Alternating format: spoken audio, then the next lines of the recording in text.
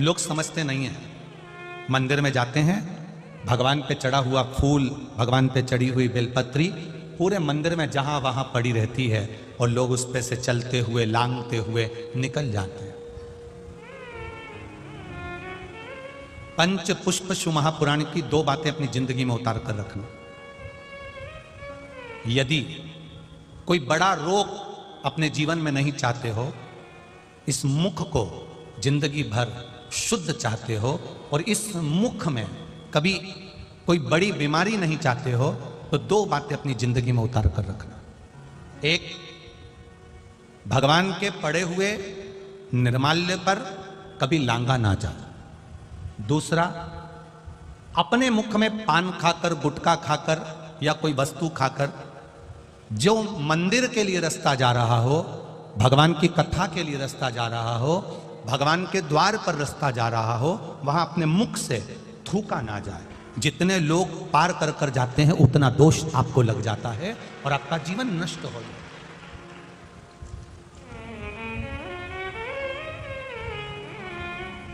बीच पथ पर जिस मार्ग से भगवान शंकर का शिवालय जा रहे हो, जिस मार्ग से भगवान के मंदिर जा रहे हो, जिस मार्ग से अगर कोई नारी, कोई पुरुष, कोई बच्चा, कोई बूढ़ा, कोई व्यक्ति 1 लोटा जल लेकर भी अगर भगवान के मंदिर जा रहा है, उस मार्ग पर, बीच मार्ग पर अगर कोई थूकता है और उस थूक को जितनी बार लोग लांग कर मंदिर के द्वार तक जाते हैं, उतना उतना रोग इस शरीर के अंदर बढ़ता चले जाता है। इसलिए हमारे यहाँ पहले के समय में, आज के लोगों को तो स्मरण है कि नहीं है, पहले तो थूकने के लिए भी एक पीकदान होता था जिसमें थूका जाता था। आज के जमाने में तो आदमी पूरी पृथ्वी को पीकदान बनाकर रखा है, जहां मर्जी पड़ती है वहां थूक देता है।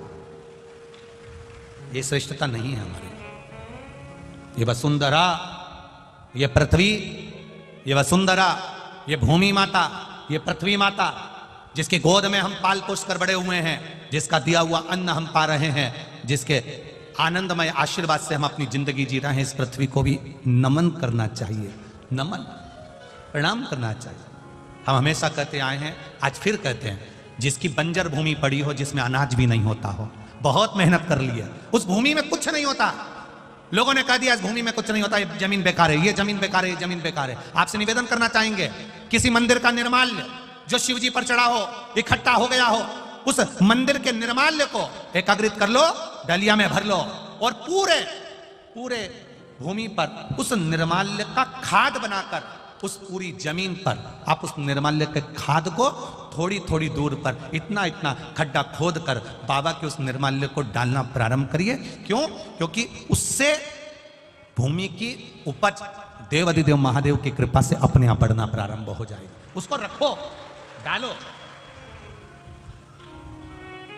सभी जगह पर नहीं, कुछ स्थान चिन्हित कर लो कि हाँ ये बामूल का पेड़ है, इसके नीचे मैंने रख दिया, ये पीपल का पेड़ है, इसके नीचे मैंने रख दिया। उस निर्माल्य का एक बाबा से निवेदन कर कर, बाबा बस आपको लेकर जा रहा हूं, ये समझो कि आप मेरी भूमि को उपजाऊ आप बना सकते हो, मेरे जीवन को धन्य आप बना सकते हो। उससे 2 फायदे होंगे। क्या? एक, निर्माल्य जो इकट्ठा होता है, लोग उसको ले जाकर नदी में डाल देते हैं, नदी में डाल देने से नदी दूषित हो जाती है, नदी में प्रदूषण हो जाता है। तो वो निर्माल्य जब आप जमीन में ले जाकर गाड़ोगे, डालोगे, तो नदी भी शुद्ध होगी और भूमि में भी उसकी खाद बनकर उस भूमि पर भी उसका शुद्धता का भाव जागृत होगा। अब करो उससे, अब कहो, हर कहीं थूक देना, हर कहीं पर पान खाकर थूक दिया, तंबाकू खाकर थूक दिया, कहीं पर भी तुम्हारा मन पड़ा और तुमने पिचकारी, ना ना ना ना ना, शिव पुराण कर रही है, उससे हमें दोष लगता। उस दोष का वर्णन कई लोग कहते हैं, ये तो कुछ खाता ही नहीं था, ये तो बहुत अच्छा व्यक्ति था, इसको इसी बीमारी हो गई, इसको ऐसा रोग हो गया, कहां से हो गया, कारण क्या है, ये रोग आया कहां से? हो सकता है इसकी आदत में था, घर से निकलता था, कहीं देवालय शिवालय पढ़ता था, ध्यान नहीं दे पाता था, थूक दिया, उस पे से निकलकर लोग जाते रहे, मंदिर पहुंचते रहे, उसका दोष जिंदगी में आ जाता है, वो दोष है। पहले के समय में गांव के लोग तो आज भी जानते होंगे कि पहले पीक दान चलता था, आप लोगों के स्मरण में होगा, कभी कभी आप लोगों ने देखा भी होगा, छोटा सा रहता था, उसमें लोग थूक देते थे, उसमें लोग खुला कर देते थे, पर यहाँ वहाँ लोग नहीं थूकते, पर चला अब लोगों ने वो चालू करा। दो चीजें स्मरण में रहे,